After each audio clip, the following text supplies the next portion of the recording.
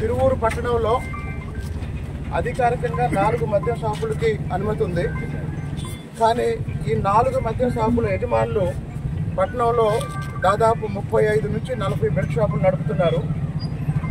కాబట్టి తిరువూరు పట్టణంలో ఉన్న 4 మద్యం షాపుల లైసెన్స్ రద్దు చేయాలని ఇప్పటి వరకు మహిళలు ఎంతోమంది నా దగ్గరకు వచ్చి మదర్ రోడ్లో కానీ మిగతా ప్రాంతాల్లో కానీ, ఇప్పుడు ఈ వైన్ షాప్ చూడండి, చుట్టుపక్కల అన్ని నివాస గృహాలు, సాధారణ కుటుంబాలు ఉండే ప్రాంతం. ఇటు బస్టాండు ఈ గేట్లో నుంచి వచ్చే వాళ్ళందరూ ఇటే వస్తారు. ఈ వైన్ షాప్ వల్ల ఉదయం నుంచే ఈ రోడ్డు మొత్తం తాగుబోతులు కూర్చొని వచ్చేపోయే వాళ్ళకి ఇబ్బంది కలిగిస్తున్నారు. దానికి తోడు తిరువూరు పట్టణంలో ఉన్న ఈ 40 బెల్ట్ షాపుల్ని తీసేయాలంటే ఈ 4 మద్యం షాపులు ఎవరైతే ఉన్నారో ఈ 4 మద్యం షాపుల లైసెన్స్ వెంటనే రద్దు చేయాలి.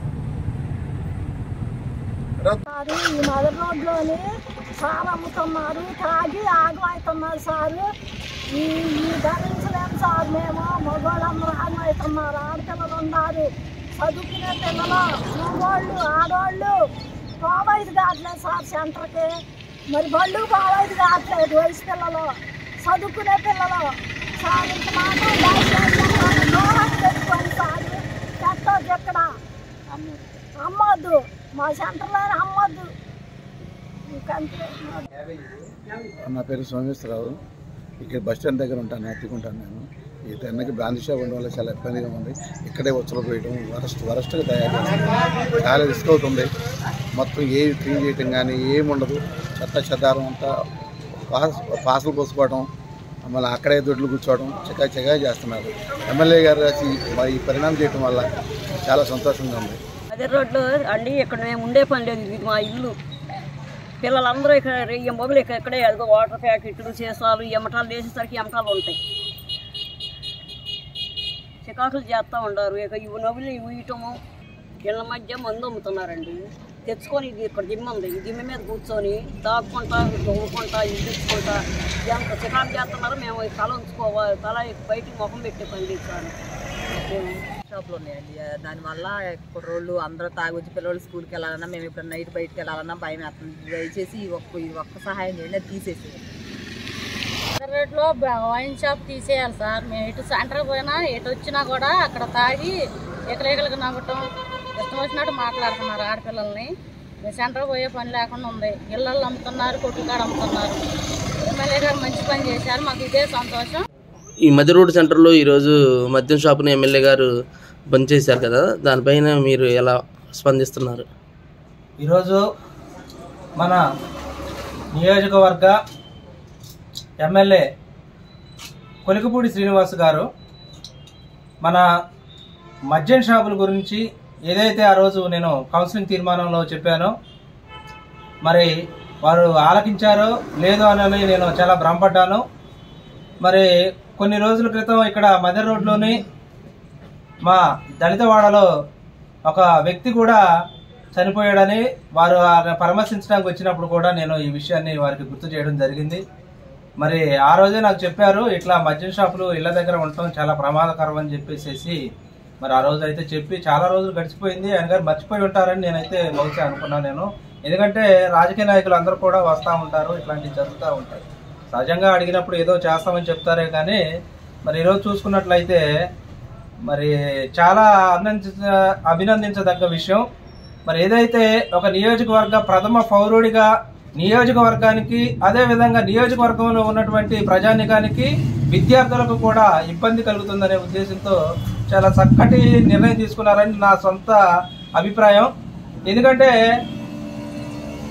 ఎక్కువగా చూసుకున్నట్లయితే ఈ మద్యం వల్ల నష్టపోయేది కేవలం నా జాతి వాళ్లే, దళితులు ఎక్కువగా. మరి ఈరోజు చూసుకున్నట్లయితే దళిత వాడల్లోని ఈ మద్యానికి అలవాటు పడి వాళ్ళు డెవలప్ అవరు. నా కుటుంబంలోనే నా తండ్రి సేపరు.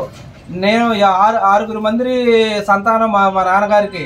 మా నాన్నగారు చిన్న వయసులోనే, నా చిన్నతనంలోనే 19 సంవత్సరాల వయసులోనే మా నాన్నగారు తాగి జీవితం గురించి విలువ తెలియకుండా పిల్లలు అంతమంది చేతికి వచ్చేసరికల్లోనే ఆయన గారు చనిపోయారు. మరి ఆ చిన్నపిల్లల వయసు నుంచి కూడా మేము ఎన్ని కష్టాలు పడ్డామో మాకే తెలుసు అవన్నీ. అలాంటిది దుస్థితి ఎవరికి రాకూడదని నేను ఇప్పటి వరకు కూడా మా పిల్లగాళ్ళు మధ్య రోడ్లో ఉన్న వాళ్ళకి నేను చాలా మందికి హెచ్చరిస్తూ ఉంటా, కానీ ఎవరు కూడా వాళ్ళ కర్మకు వాళ్ళ వదిలేసే పరిస్థితి ఉంది, పట్టించుకోవట్లేదు. సరే, ఏదైనప్పటికీ కూడా మన యొక్క బాధ్యతగా మరి ఈ నియోజకవర్గ ఎమ్మెల్యే గారు ఏదైతే ఉందో ఈ యొక్క మద్యం షాపుల మీద ఆయన గారు తీసుకున్నటువంటి నిర్ణయం చాలా అభినందించదగ్గ విషయం. మేమైతే ఒక దళితుడిగా చెప్తున్నాను, పార్టీలు పక్కన పెట్టి నియోజకవర్గానికి ప్రజలకి ఏదైతే ఉపయోగపడుతుందో ఆ పని చేస్తే ఖచ్చితంగా ఎవరైనా సరే ఒక దళిత నాయకుడిగా నేను ఖచ్చితంగా సపోర్ట్ చేస్తున్నాను ఈ విషయం మీద. ఈ మద్యం విషయం ఏదైతే ఇప్పుడు 4 మద్యం షాపులు పర్మిషన్ ఇచ్చారో అది ఒక ప్రభుత్వ పాలసీ. అది ఎందుకంటే ఒక ప్రభుత్వ పాలసీని కూడా అతనికి ఎంత యాంటీ వస్తుందని కూడా చూడకుండా ఒక నిర్ణయం తీసుకున్నాడు. ఎందుకంటే మరి ఈ 4 షాపుల్ని వారు ఆఫ్ చేస్తేనే మిగతా 40 బెల్ట్ షాపులు ఇప్పుడు విపరీతంగా ఉండి వాళ్ళకి అందుబాటులోకి వెళ్ళిపోతున్నాయి. దానివల్ల చాలా మందికి ఇబ్బంది కలుగుతూ ఉంది. ఇప్పుడు చూసుకున్నట్లయితే మీరు గణేష్ టెంపుల్ దగ్గర ఉన్నటువంటి మద్యం షాప్కి అక్కడ వాహిని కాలేజ్ ఉంది. వాహిని కాలేజీలో వివరం వచ్చిన వాళ్ళ పిల్లలు మొత్తం కూడా విద్యార్థులు, వివరం వచ్చిన పిల్లగాళ్ళు వాళ్ళు ఏ దారి పడతారు. వాళ్ళు వాహిని కాలేజీ నుంచి బయటకు వస్తే కనపడేది అక్కడ ఏంటి మద్యం షాప్ ఒకటి కనపడుతుంది. ఇక్కడ చూసారా ఫ్యాక్టరీ సెంటర్ దగ్గర నడి రోడ్డు మీద బహిరంగంగా మరి సిట్టింగ్ లేని పరిస్థితిలో కూడా సిట్టింగ్ కూడా ఇక్కడే తాగుతున్నారు. నేను చూస్తా ఉన్నా, రోజు వస్తా పోతా. నేను ఇదే సెంటర్ ఇక్కడ 4 అడుగులు వేస్తే ఇక్కడ ఇది వస్తుంది. ఇక్కడ నాగార్జున స్కూల్ ఉంది, సెంట్ ఆన్ స్కూల్ ఉంది. విద్యార్థులు అదేవిధంగా మహిళలు అందరూ కూడా ఉపయోగపడే విషయం ఇది. మన నియోజకవర్గంలో ఈ నిర్ణయాన్ని వైఎస్ఆర్సీపీ తరపు నుంచి నేను పార్టీలు పక్కన పెట్టినా సరే ఖచ్చితంగా ఈ నిర్ణయాన్ని నేను స్వాగతిస్తున్నాను. హ్యాట్స్ ఆఫ్ ఎమ్మెల్యే గారు.